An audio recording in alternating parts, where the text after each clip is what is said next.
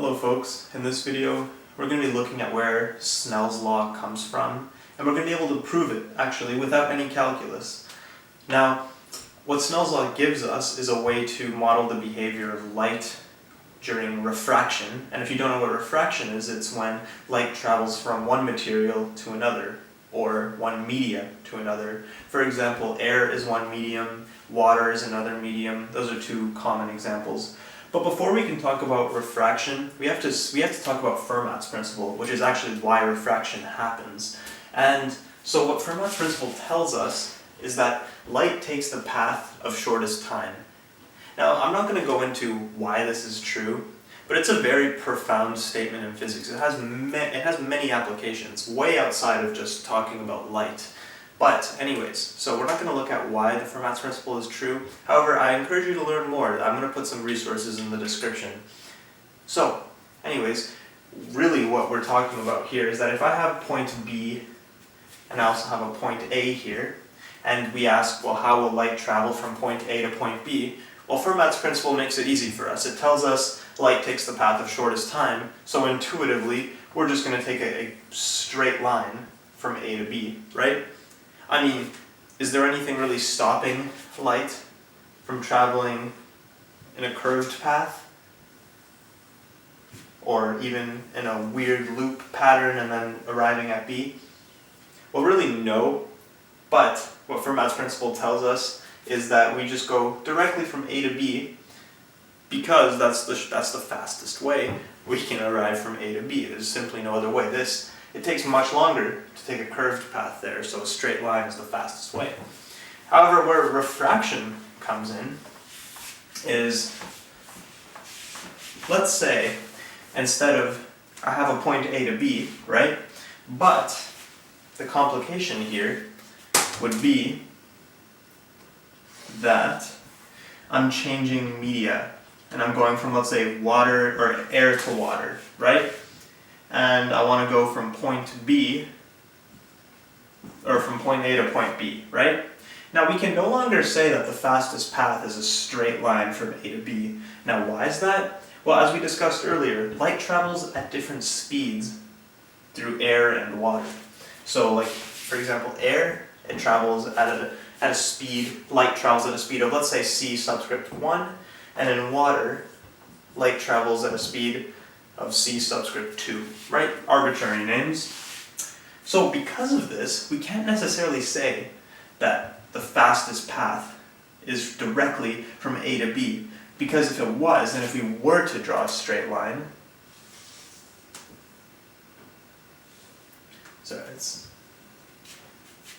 in this case, what would happen is that, well, we are going through air, right? And then it turns out that the speed of light in water is less than in air. So let's think about it this way, okay? If we travel slower in water, we want to minimize our time in water, right? We don't want to be in water for very long, right? But we want to be in air for also not too long. So we kind of want to look for the point, the exact point that light would hit the screen, perhaps here, where we're not in air for too long, but we're also not in water for too long.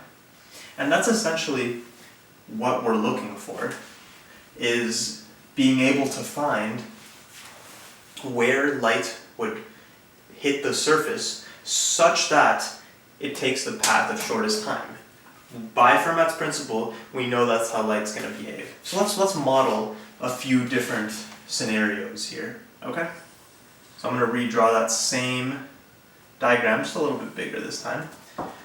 And again, we're going from air to water, and I have a point A, and I have a point B, right? Now, let's model a few different scenarios, okay? Now let's model our first scenario, where light goes directly down to the surface, the interface, we'll call it, and then it takes a steep turn right onto B. Oh, sorry, that's not even close to a straight line. I apologize for that. But imagine it was a straight line. Yeah, there you go. So, what would happen in this case is that, well, light doesn't spend too much time in air, but it spends a whole lot of time in water. I mean, clearly this is not the optimal case, right? So if I was to draw a new line, and if I was to shift this angle by a tiny, tiny infinitesimal amount, and I'm going to exaggerate that, this is definitely not an infinitesimal amount, I've just made this exaggerated, and we'll call this change in angle delta theta 1, alright? Delta being a small change in an angle. And don't worry, I am going to avoid calculus here, there's no calculus here. So, if I was to take that path instead, right? Well, it's clear that the difference in time between this path, we'll call this path 2, and we'll call this path 1, right? It's clear that that path 2 takes less time, right? So if I was to take path 2 minus path 1, well, I would have a negative number, right? So what would happen if I was to draw like a visualization for keeping this in mind, right? If I was to draw path 2 minus path 1, we'd have something in the negatives. We don't know what it would be exactly, but we'd have something negative. In fact, I'll draw this arrow to be even bigger, right? If you were to imagine this to be like some sort of bar graph, right? We'd be something negative, right? And that's not what we want. And let's imagine another scenario where instead light goes all the way down here and then a very steep turn to go right down to B, right? Well, in this scenario, if I was to change that angle by a tiny, tiny amount, what we'd end up seeing is, well, check it out. Instead, this time, right, if we were to change this by, once again, delta theta 1, apologize, not too cleanly written there, but in this case, path 2 minus path 1, well, we can have the intuition that path 2 would indeed take longer, because we have to go farther away and then back, right? But it's clear that path 1 is less than path 2 in terms of time. We're not talking in terms of distance. It's very important to keep that distinction, right? Because the path of least distance from A to B is still a straight line, but we're talking about a path of least time. That's the key distinction here. So, back to the topic. P2 minus P1, well, this is a bigger value than P1. So really what we're going to see is that we have some positive change in time, right? P2 minus P1 will be some positive amount of time. Still will be small because remember, P2 is only very slightly bigger than P1. I know it doesn't look like it, but it's because it's not to scale here at all. But P2 is only very marginally greater than P1. So the change in time between those two paths it's positive. Now, let's imagine another scenario. And this time, we'll imagine that we have drawn the perfect minimum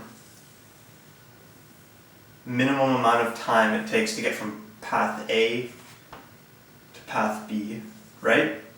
And let's say that that path will be something like, maybe like this,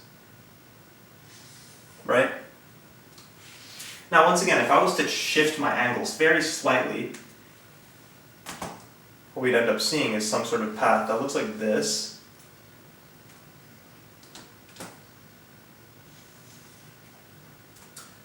And we've changed our angle by delta theta again. But here's the thing, the difference between, and we'll call this time we'll call this P0, and we'll call this P2, okay? So P2 minus P0, well, it's clear that P2 would take more time, right? It would take more time to travel for light to go from path 2 than it would path 0, but that difference would be a lot less than our previous examples here. Because the farther away we get, a small angle would have a much bigger difference, right? So, in this case, P2 minus P0, so it's going to be positive, but far, far less, right? The time difference between these two paths is far, far less than those previous paths that we drew, right? Where our light went all the way here, for example. The difference between these two times is actually much greater. So, if I was to draw another line, and in this case, right, we change the angle slightly, just very, very slightly, instead of to the right, to the left, well, I think you can start to see the pattern here. In this case, and we'll call this P1, okay? In this case, P1 would take more time because we assume P0 to be the absolute least amount of time, the fastest path you could take, right? So P0 minus P1 would be, well, this is less than P1 because P0 is the least time. So P0 minus P1 is negative, but remember, it's negative by just a little amount and much less than if it was farther away than P0. Like if instead we were looking at this path, a small angle change to the left would be much greater in terms of the time difference. So in this case, we have a small negative here. So, well, what we're really looking for is that exact point, right, where if we were to change the angle by just a tiny amount, P2 minus P0 would be exactly 0. So P2, and we'll say P2 as a function of time here, because it is. We don't want to be confused by P2 being a path in terms of distance. No, we're talking about time here. So P2 as a function of time minus P1 as a function of time, we're looking for when this is equal to 0, okay? So how are we going to do that? Well, it actually turns out that there's something we can look at to compare these different paths, P2 minus P1. Alright, so here's what we're going to do, okay? We're going to look at the amount extra that P2 has to travel compared to P0 in air. And that turns out to be, if we were to draw a normal line, it would just be this, right? This is the amount, this is the difference, this is the amount extra that P2 has to travel in air, but as a compromise, right, if we were to draw another perpendicular line to this point instead, it doesn't have to go through water as much, right? So it spends more time in the air medium, but it also spends some amount less in water. And we're looking for the amount exactly, where let's call this D2, and we'll call this D1.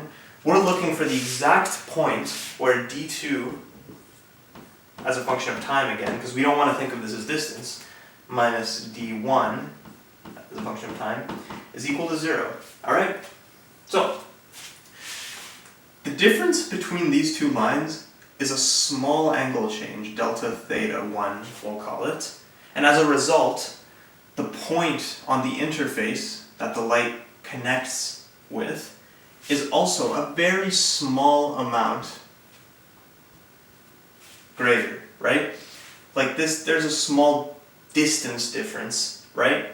So what we're really looking for is how can we model this distance by this distance?